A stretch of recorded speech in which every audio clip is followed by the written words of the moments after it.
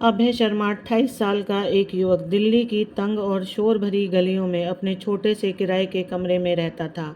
उसका कमरा इतना तंग था कि एक पुराना पलंग, एक टूटी सी मेज और कुछ बिखरे हुए कपड़ों के अलावा कुछ और रखने की जगह नहीं थी। दीवारों पर सीलन के धब्बे थे और खिड़की से आने वाली हल्की रोशनी कमरे को और उदास बनाती थी। अभय की जिंदगी भी उस कमरे की तरह थी, सीमित, उदास और बिना किसी रोशनी के। कभी अभय का जीवन सपनों से भरा था। वह हरियाणा के एक छोटे से गांव सूरजपुर का रहने वाला था, वह जहां उसके माता पिता खेती करते थे। बचपन में वह अपने गांव से स्कूल में सबसे होशियार छात्र था। शिक्षकों का कहना था कि अभय एक दिन बड़ा इंजीनियर बनेगा और अपने परिवार का नाम रोशन करेगा। उसकी माँ सावित्री हर रात उसे कहानियाँ सुनाती थी, हनुमान जी की वीरता, रामायण की कथाएं, और यह थी मेहनत और भक्ति से कोई भी मंजिल पाई जा सकती है।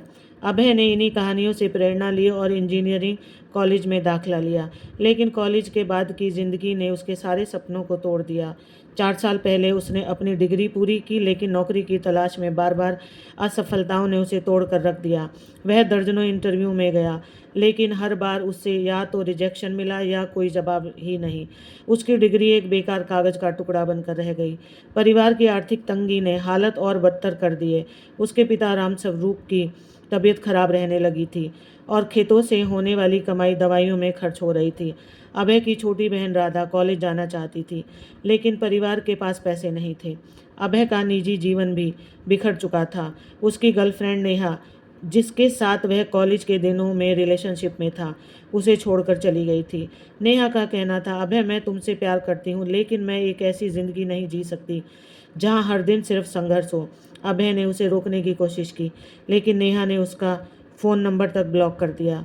उस रात अभय अपने कमरे में अकेला बैठा रो रहा था।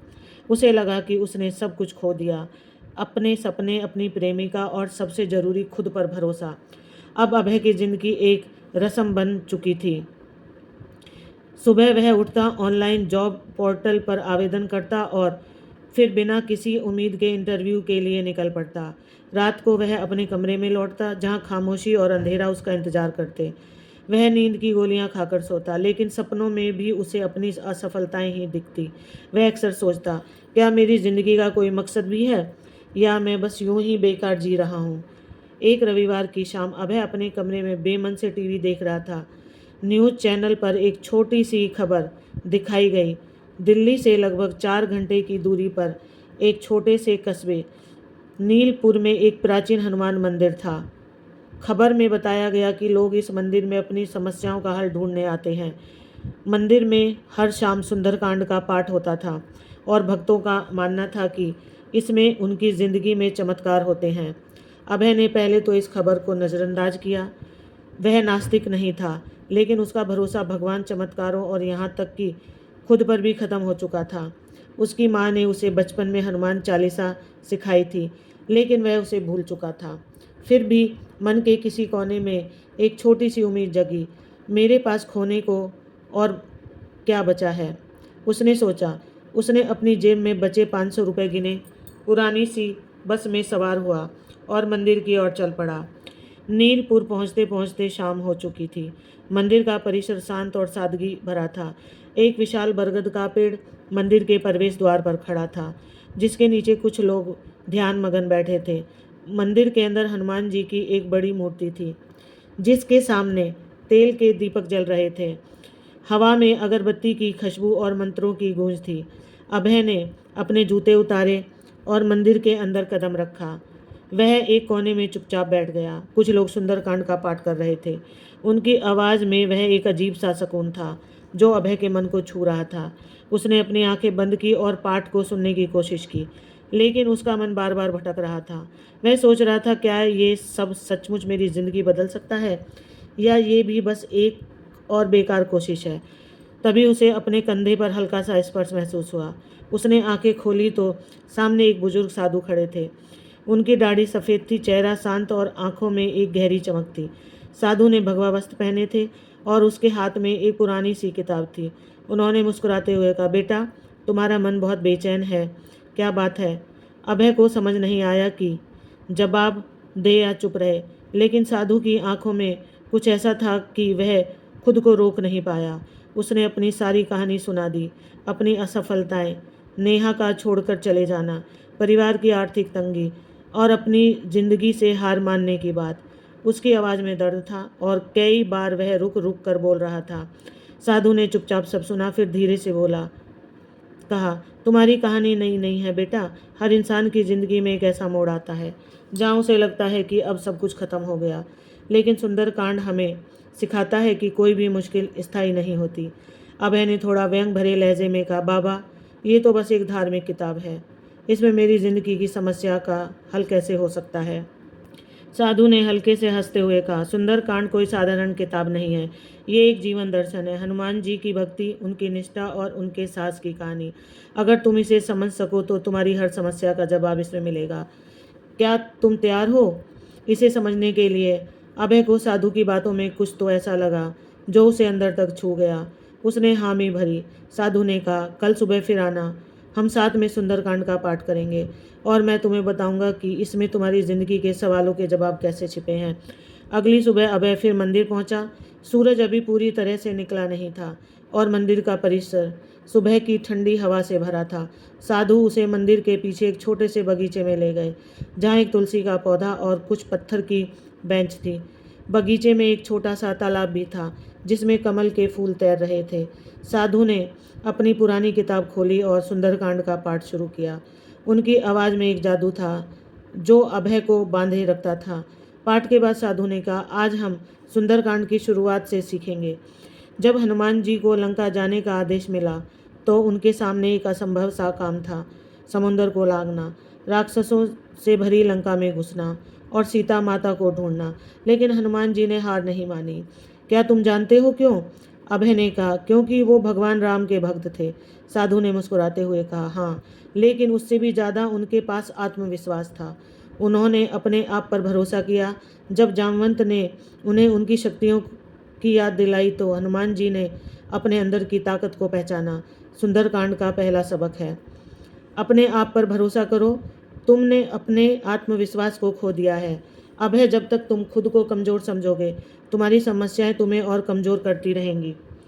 अभय ने कहा, बाबा, लेकिन मुझ में ऐसा क्या है जिस पर मुझे भरोसा करना चाहिए?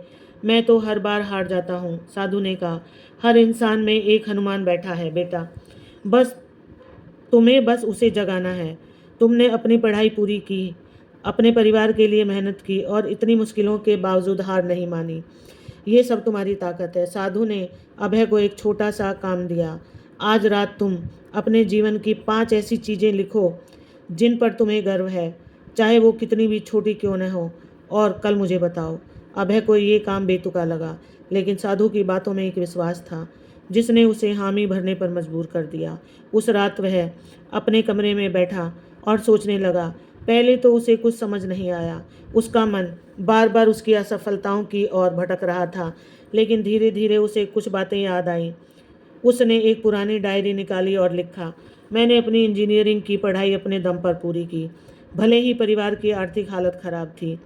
2, मैंने कॉलेज में अपने एक दोस्त राहुल की मदद की जब वह डिप्रेशन से जूझ रहा था। 3, मैंने अपने गांव के स्कूल में बच्चों को मुफ्त में पढ़ाया जब मैं कॉलेज में था। 4, मैंने नेहा के साथ अपने रिश्ते में हमेशा ईमानदारी रखी, भले ही वो टूट गया। 5, मैं हर बार असफल होने के बाद भी कोशिश करता रहा। ये लिखते वक्त अभय को अजीब सा सुकून मिला। उसे लगा कि शायद वह उतना नकारा नहीं है जितना वह खुद को समझता है। अगले दिन उसने साधु को ये बात बताई। साधु ने मुस्कुराते हुए कहा, देखा बेटा, तुम में ताकत है, बस तुम उसे भूल गए हो। हनुमान जी ने भी अपनी शक्तियों को तब याद किया जब जामवंत ने उन्हें प्रेरित किया। तुम्हारा जामवंत तुम्हारा मन है, उसे जगाओ।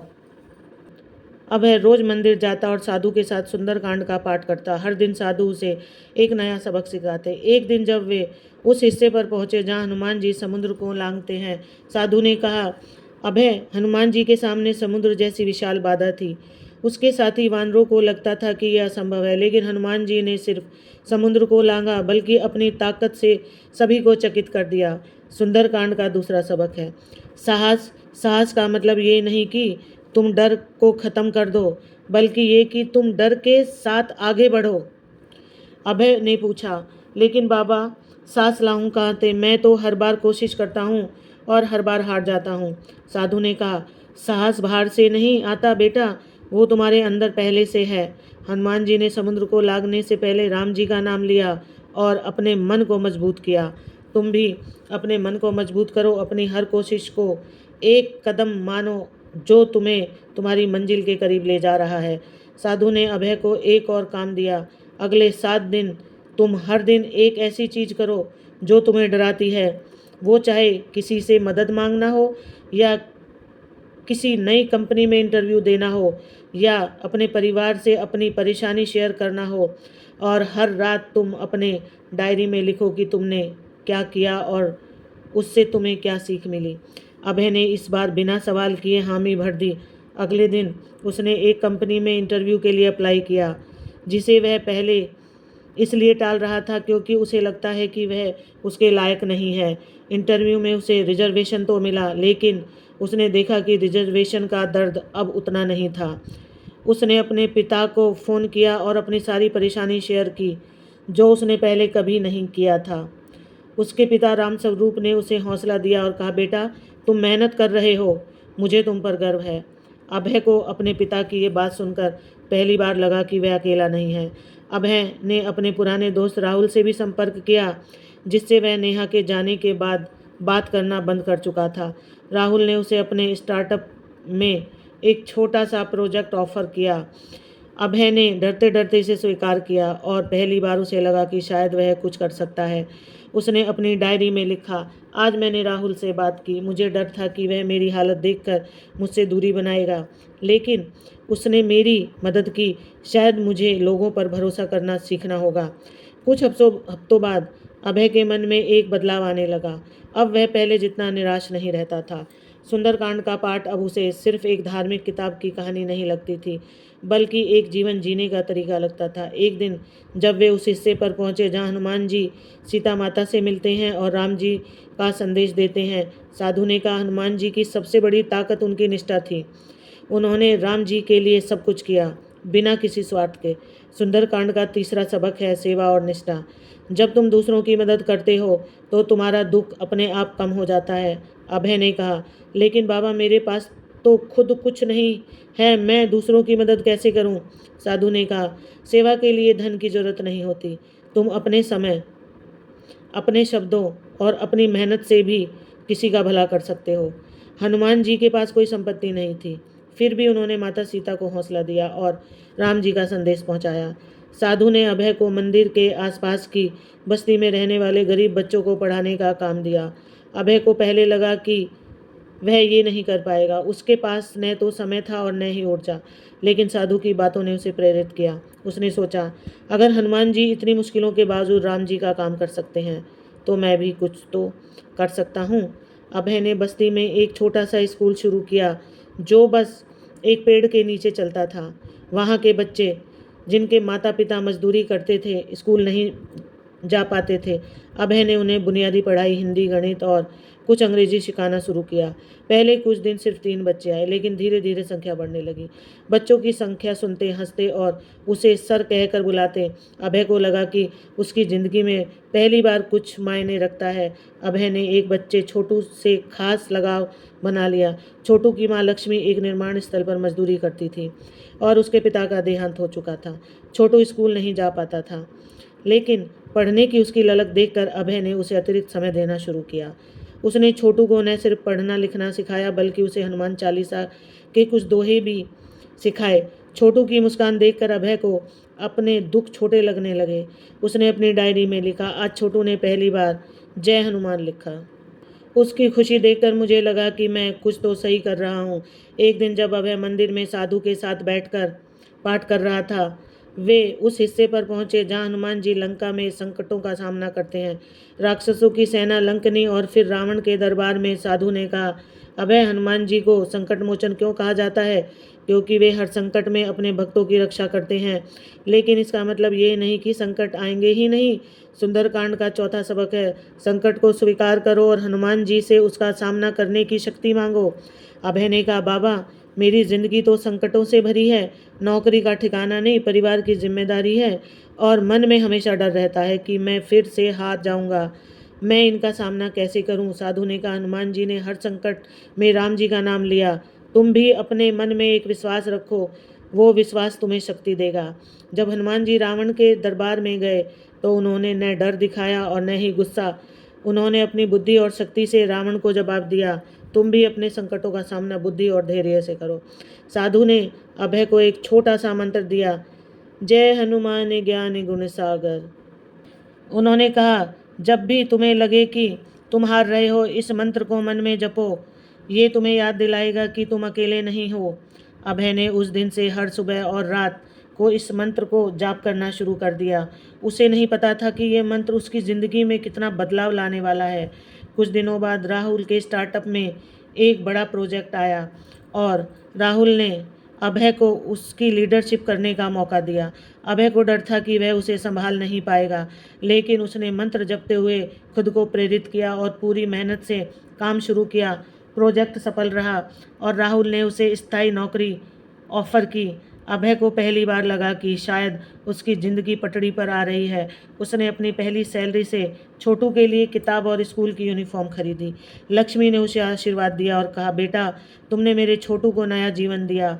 अभय को लगा कि उसने कुछ ऐसा किया है जो सही मायनों में मायने रखता है। कुछ महीने बाद अभय को जिंदगी में एक नया मोड़ आया। राहुल के स्टार्टअप में एक और बड़ा प्रोजेक्ट आया, लेकिन इस बार कंपनी को एक प्रतिद्वंदी कंपनी से कड़ी चुनौती मिल रही थी। राहुल ने अभय को इस प्रोजेक्ट का नेतृत्व करने की जिम्मेदारी दी, लेकिन अभय को डर था कि वह इस बार असफल हो जाएगा। उसने साधु से अपनी चिंता साझा की। साधु ने उस दिन सुंदरकांड का वह हिस्सा पढ़ा जहाँ हनुमान जी लंका में अपनी पूंछ में आग लगाते हैं और रावण की सेना को भयभीत कर देते हैं। साधु ने कहा, अभय, हनुमान जी ने लंका में न सिर्फ साहस दिखाया बल्कि अपनी बुद्धि का भी इस्तेमाल किया। उन्होंने सही समय पर सही कदम उठाया। सुंदरकांड का 5वां सबक है धैर्य और बुद्धि। जब तुम संकट में हो तो जल्दबाजी में फैसला मत लो, अपने मन को शांत रखो और बुद्धि से काम लो। अभय ने कहा, बाबा, लेकिन जब सब कुछ दांव पर हो तो धैर्य कैसे रखूं? साधु ने कहा, हनुमान जी ने रावण के दरबार में धैर्य रखा, भले ही उन्हें अपमानित किया गया। उन्होंने अपनी बुद्धि से रावण को जवाब दिया और सही समय का इंतजार किया। तुम भी अपने प्रोजेक्ट में धैर्य रखो, अपने साथियों के साथ मिलकर काम करो और सही रणनीति बनाओ। अभय ने साधु की सलाह मानी। उसने अपनी टीम के साथ कई रातें जागकर प्रोजेक्ट की रणनीति बनाई। उसने प्रतिद्वंदी कंपनी के काम का अध्ययन किया और अपनी प्रस्तुति को बेहतर बनाया। जब प्रोजेक्ट की अंतिम प्रस्तुति का दिन आया, अभय ने मंत्र जपते हुए खुद को शांत रखा। उसकी मेहनत रंग लाई और कंपनी के प्रोजेक्ट हासिल कर लिया। राहुल ने उसे बोनस दिया और कहा, अभय, तुमने कमाल कर दिया। अभय की ज़िंदगी अब बदल रही थी। उसकी नौकरी स्थायी हो चुकी थी और वह हर महीने अपने परिवार को कुछ पैसे भेजने लगा। उसने अपनी माँ को फ़ोन करके कहा, माँ, मैं अब ठीक हूँ, जल्दी ही तुम सबको दिल्ली बुलाऊंगा। उसकी माँ सावित्री की आवाज़ में खुशी थी, जो अभय ने सालों बाद सुनी थी। उसने अपनी बहन राधा को कॉलेज में दाखिला दिलाने का वादा किया।